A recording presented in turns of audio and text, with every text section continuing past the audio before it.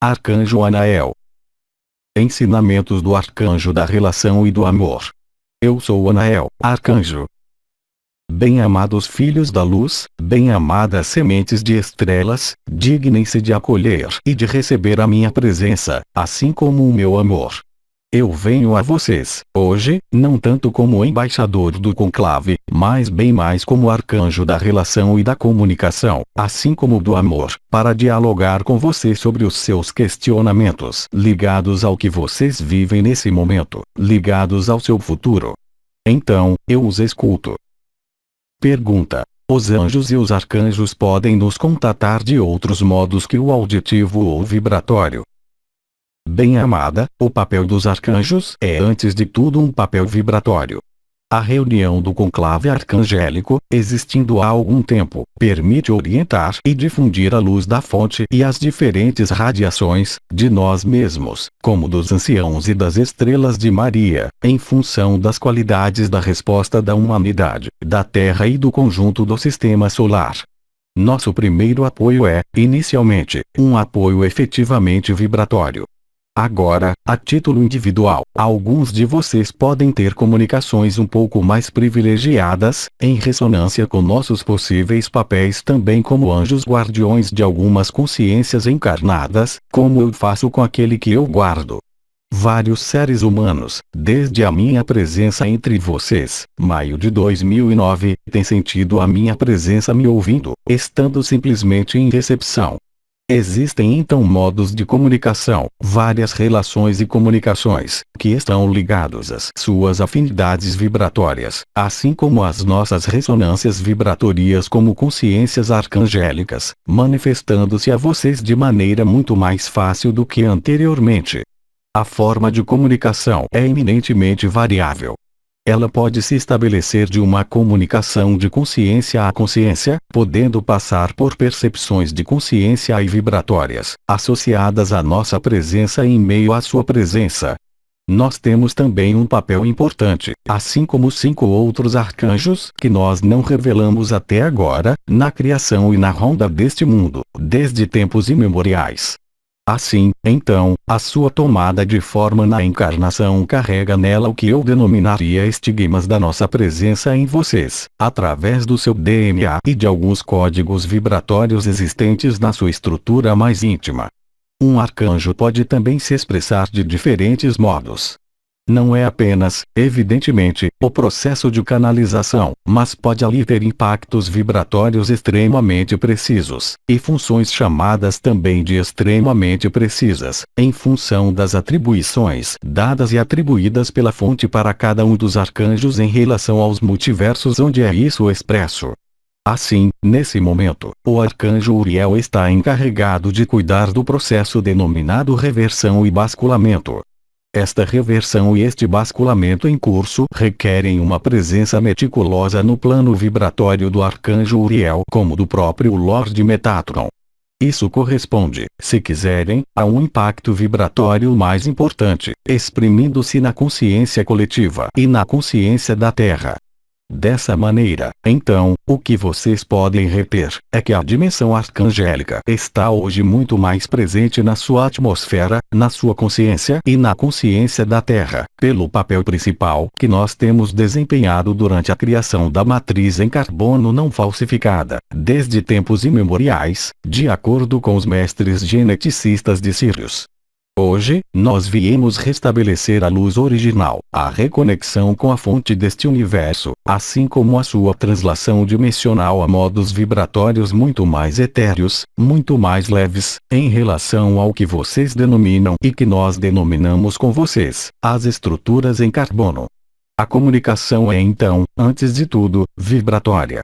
Ainda uma vez, ela pode, para alguns seres, assumir uma conotação muito mais pessoal em ressonância direta com afinidades pré-existentes.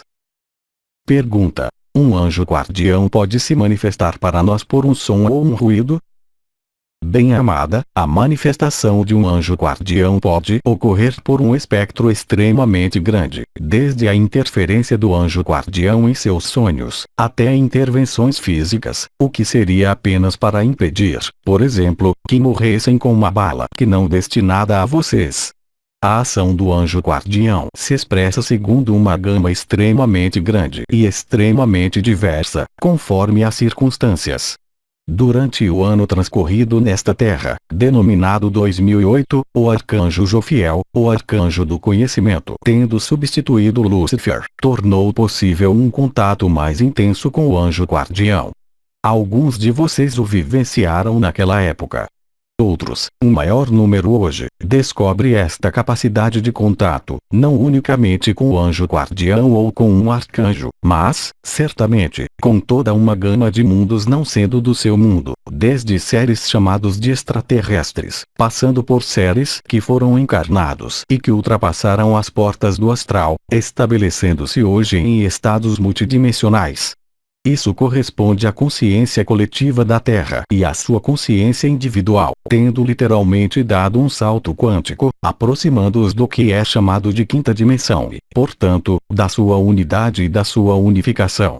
Isso tornou possível contatos muito mais sensíveis, eu diria, com os mundos angélicos ou mundos, em todo caso, unificados. Lembre-se, antes de tudo, de que as consciências unificadas são consciências que se manifestam através de uma vibração. Seja qual for a forma que tomar esta vibração, um contato, qualificado como íntimo, entre a sua consciência e a consciência de um ser multidimensional, vai ocorrer, inicialmente, por um modo vibratório, sentido, pela presença, mas, bem depois, por uma modificação das suas próprias estruturas, refletindo-se, para vocês, por uma ativação real do que é chamado de chakras e, em especial, do chakra do coração. Mas, efetivamente, este contato pode se manifestar de diferentes maneiras, sabendo-se que o contato que eu qualificaria de transdimensional, entre a sua dimensão dissociada e as dimensões unificadas, acontece a partir do momento em que o receptor, se tanto é que podemos denominar assim, está, de algum modo, pronto para estabelecer este contato, seja qual for a forma que ele assumir. Mas é inegável que, hoje, vários seres humanos estão em contato e em ressonância com a minha consciência e com outros arcanjos, assim como com seres humanos que foram encarnados e que presidem hoje com seu suporte vibratório, como os anciãos, podendo realmente entrar em contato com vocês, desde que a sua consciência se volte para eles.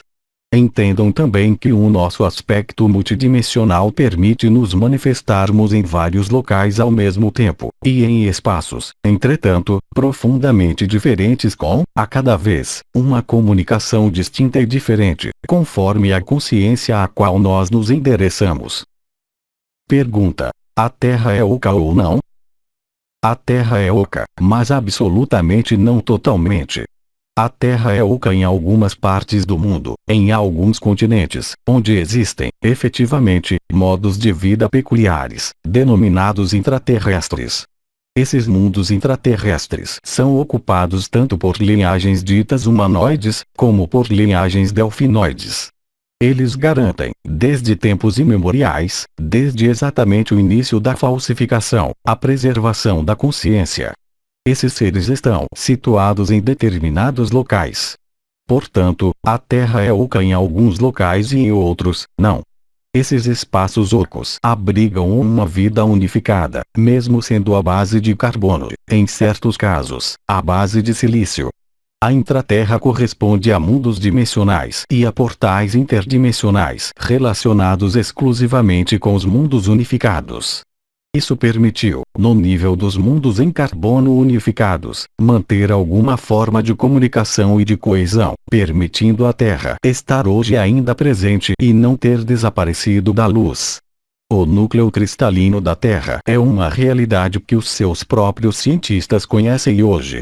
A atividade de pressão gravitacional intensa, no nível do núcleo terrestre, faz com que ele, como todo planeta, seja constituído, não de um núcleo fundido, o núcleo fundido sendo, ele periférico em relação a este aspecto muito central, de silício e de matriz cristalina, conectada diretamente com as matrizes cristalinas provenientes de Sírius. Assim, essas matrizes cristalinas se encontram sob forma de excrescência do núcleo cristalino da Terra, em meio a alguns centros particulares de mundos intraterrestres. Esses núcleos cristalinos e essas excrescências cristalinas são, de qualquer modo, ressonadores, permitindo manter uma coesão da Terra, mas também uma conexão, por um lado, com a fonte, por outro, com Sírius. Os povos intraterrestres, quer sejam humanoides ou delfinoides, guardam, preservam e se comunicam com esses cristais chamados de matriz cristalina da intraterra e de núcleo cristalino da intraterra. A liberação recente que ocorreu da Terra correspondeu à supressão total, no nível do que é denominado núcleo cristalino da Terra, de forças eletromagnéticas gravitacionais que tentaram aprisionar este núcleo cristalino em relação à sua conexão com Sírius e com Alcione. Isso explica que algumas radiações, tendo sido confinadas na Terra, se revelam hoje como radiações cósmicas vindo do centro da Terra e de certas estruturas presentes sob a superfície da Terra. Pergunta: durante a reversão da Terra, o núcleo cristalino vai passar do interior para o exterior? Bem-amada, eu tentei apreender o que isso representa para você. Um núcleo cristalino está no seu lugar no centro da Terra e no centro de um planeta. Ele não tem que sair, senão, obviamente, o planeta não existiria mais. Por outro lado, a influência ou radiação desse núcleo cristalino é profundamente diferente de acordo com os mundos e de acordo com as dimensões. Portanto, a liberação do núcleo cristalino da Terra permite acentuar ou aumentar a intensidade vibratória à base de silício, correspondente a este núcleo cristalino, permitindo à Terra já viver uma expansão vibratória tal como vocês a vivem, vocês, consciências presentes na superfície desta Terra, mas também para toda a Terra. Pergunta: de onde os arcontes tiraram o conhecimento necessário para tal falsificação? Bem-amado, o conhecimento é um conhecimento que vocês possuem, hoje, no nível das ciências, já há mais de um século. A ativação de forças, denominadas gravitacionais, pode ser feita com um objeto metálico, com ferro, se vocês preferirem. A partir do momento em que esta massa metálica seguir uma órbita particular ao redor de um astro, ela é realmente capaz, se o seu volume for suficiente, de modificar a curvatura do espaço-tempo e, então, de induzir uma forma de falsificação ou ocultação da fonte. É a partir deste princípio que os arcontes e seus colaboradores realizaram esta falsificação, há muitíssimo tempo. Isso não necessita de conhecimentos profundos. É preciso simplesmente ter uma massa de metal suficientemente importante. O sistema solar de origem dos arcontes era extremamente rico, no nível da Ursa Maior, de metal como o ferro. Eles puderam então construir, em meio à sua dimensão, que estava nesta época unificada, uma espécie de nave planetoide, muito rica em ferro magnético, que permitia então, ao se aproximar de um sistema solar, tornar a fechá-lo sobre ele mesmo e engendrar assim uma falsificação. Esta falsificação fundamentou-se, depois, em uma ação sobre a consciência extremamente precisa de modo genético e de modificações de certas estruturas existentes em meio às humanidades presentes naquele momento. Isso foi mais do que suficiente para criar o que vocês são agora. Pergunta: os mestres geneticistas têm um nome em função da sua atividade? Sim. Evidentemente, segundo a sua origem estelar, segundo a sua dimensão original, muitas linhagens de consciências ditas geneticistas. Elas não são do mesmo nível na atividade genética, como vocês vivem hoje com os seus geneticistas na Terra, mas atuam, bem mais, como mestres de obra capazes de organizar formas geométricas particulares associadas a estruturas cristalinas, para semear a vida de acordo com um modelo preciso. A estrutura da vida denominada DNA vai então ser moldada nas estruturas cristalinas que foram semeadas sobre o mundo novo. Este mundo foi semeado há 20 milhões de anos pelos mestres geneticistas de Sírius, evoluindo desde a 18ª dimensão. Não tinham nada de humano. Eram o que seria chamado de delfinoides ou grandes golfinhos de pele acobreada, apoiados de pé e medindo 3 ou 4 metros, mas não pertencentes ao mundo de carbono. Pergunta: como se articulou a intervenção dos arcontes em relação a essa dos mestres geneticistas? Simplesmente, os arcontes usurparam o título de criadores. O seu primeiro chefe elegeu-se então Criador, que é o que vocês chamam de Aldebaoth, ou ainda Yahvé ou ainda Satã. É a mesma entidade que se intitulou Criador deste mundo quando, obviamente, não teve qualquer papel na criação deste mundo, mas, bem mais, no seu aprisionamento em meio a uma realidade tridimensional privada da fonte. Os arcontes não são criadores e, menos ainda, mestres geneticistas. Eles eram, originalmente, estruturas de consciências trabalhando, meio como em outras dimensões trabalham os triângulos pertencentes à 24ª dimensão, assegurando a manutenção da arquitetura de mundos, mas absolutamente não das consciências. Eles então usurparam uma função e um título, usando de maneira desfavorável os seus conhecimentos em relação justamente a essas diferentes arquiteturas ligadas ao metal e aos movimentos planetários. Pergunta: como o casulo da lagarta está prestes a acabar, como disse Avraham Mikhail Ivanov? Esta lagarta está prestes a aglutinar ao seu redor partículas adamantinas. Estas partículas de luz adamantina ou luz unificada reconstituem, de alguma forma, a malha supramental ou etérea do seu corpo de estado de ser, dispondo-se, no mínimo, na quinta dimensão. Desta aglomeração é tecida, literalmente, uma nova tela de luz, idêntica àquela que está em meio à sua eternidade, o que explica as modificações da sua consciência comum, ocorrendo atualmente para aqueles de vocês que estão despertos. Isso explica a variabilidade de sons percebidos no nível do som da alma, que começa a se mesclar ao som da terra, proporcionando, no nível dos ouvidos, percepções novas de sons se misturando, que não são mais sons da sua alma ou do seu antakarana, mas, bem mais, o som da terra mesclando-se ao som da alma. A terra emite uma frequência. Os povos nativos conhecem perfeitamente isso, sendo capazes de perceber esta pulsação e este som pelos seus pés ou pelos ouvidos. Hoje, é esta sensação que se instala de novo em meio à humanidade, pois, hoje, a Terra está em liberação. Portanto, as núpcias entre o Sol e a Terra estão prestes a acontecer, refletindo-se pela transformação do Sol e deste sistema solar. Pergunta: as pessoas sentindo zumbido poderiam viver esses fenômenos? Bem-amada, o que vocês chamam de zumbido é um termo médico. O canto da alma é muitas vezes tomado por zumbido. A diferença, ela é essencial, é que o zumbido é isolado, ao passo que o canto da alma é acompanhado de percepções ligadas à ativação de centros de energia correspondendo a este zumbido que é, de fato, o som da alma. Se há presença simultânea deste som, então isso não é mais um zumbido se houver, ao mesmo tempo, percepção da coroa radiante da cabeça. O que não impede que o som da alma possa se mesclar a um zumbido pré-existente. Pergunta: como ajudar os animais a darem o salto dimensional? Bem-amada, eu responderia que você não tem que ajudar os animais.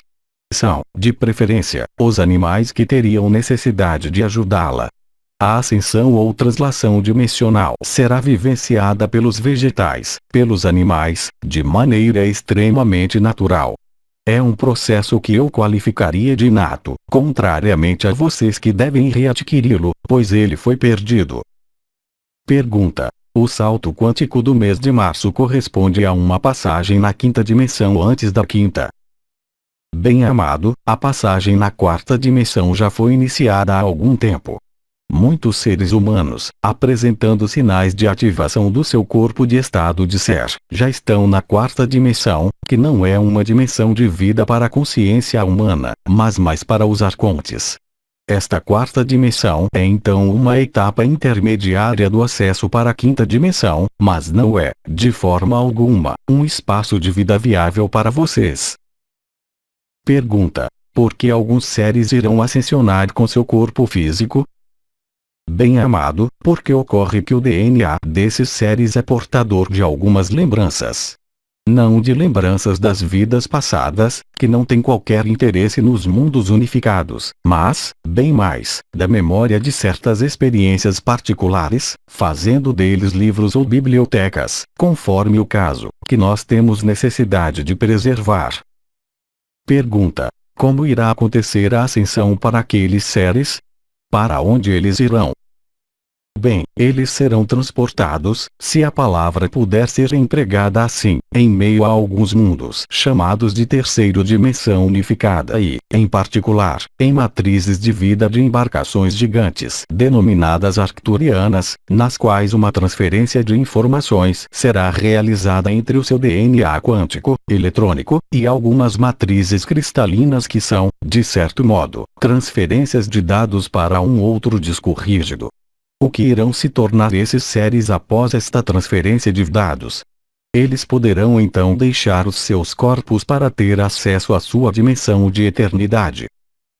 Pergunta: qual é o começo da existência de famílias de almas? Há, nos mundos falsificados, uma ligação e um intermediário entre o corpo da personalidade e o espírito. Esta ligação, este ligante, foi chamada de alma. A alma pertence, irremediável e infalivelmente, à matriz.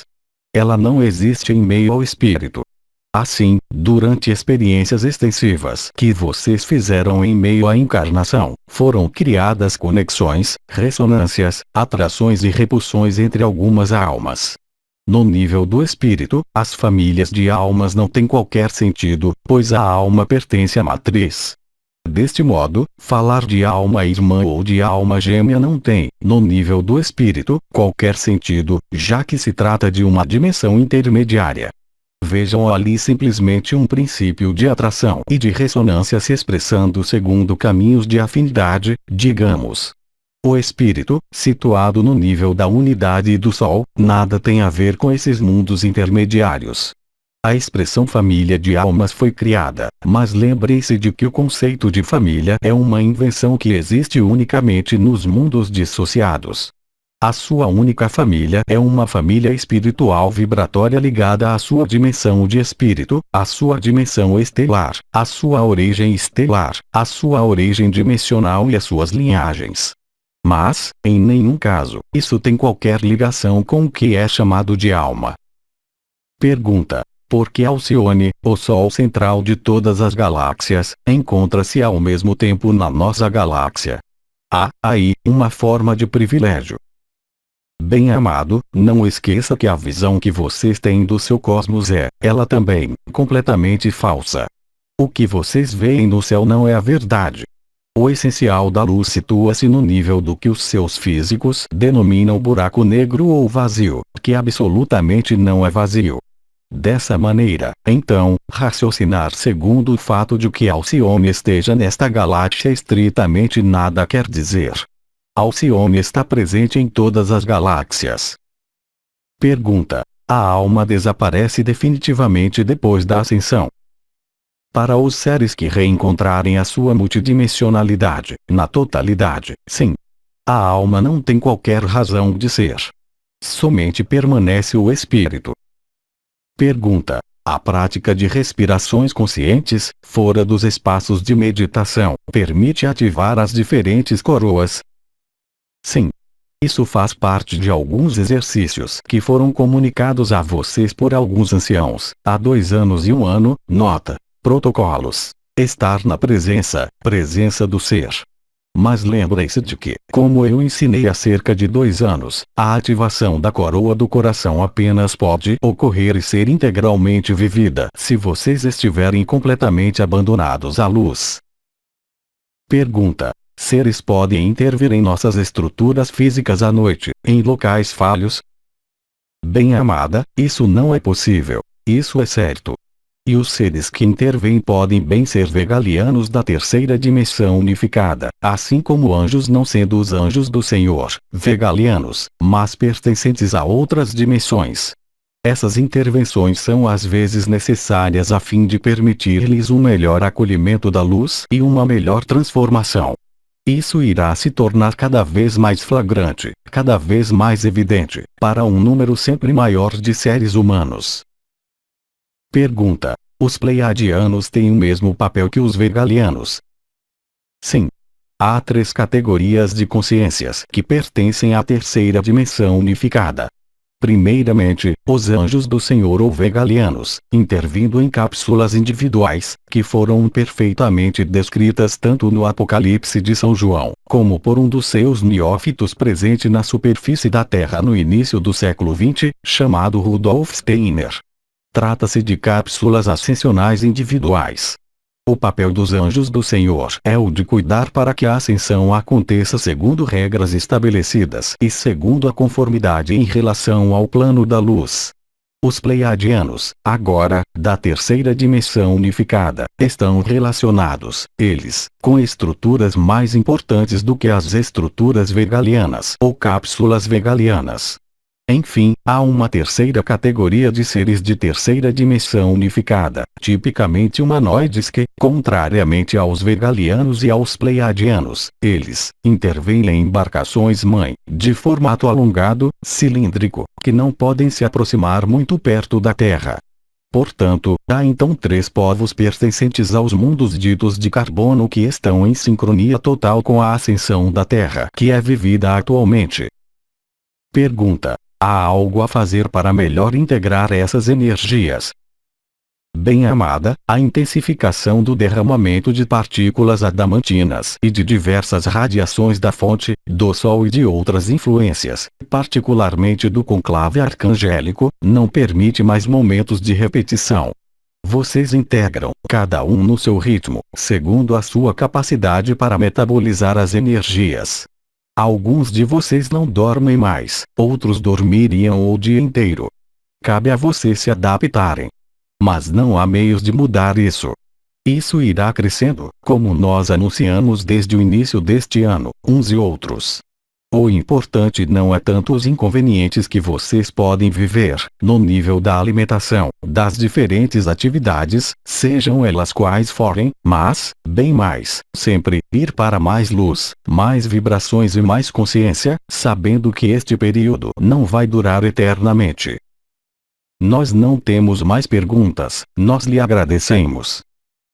Bem-amados filhos da luz, bem-amadas sementes de estrelas.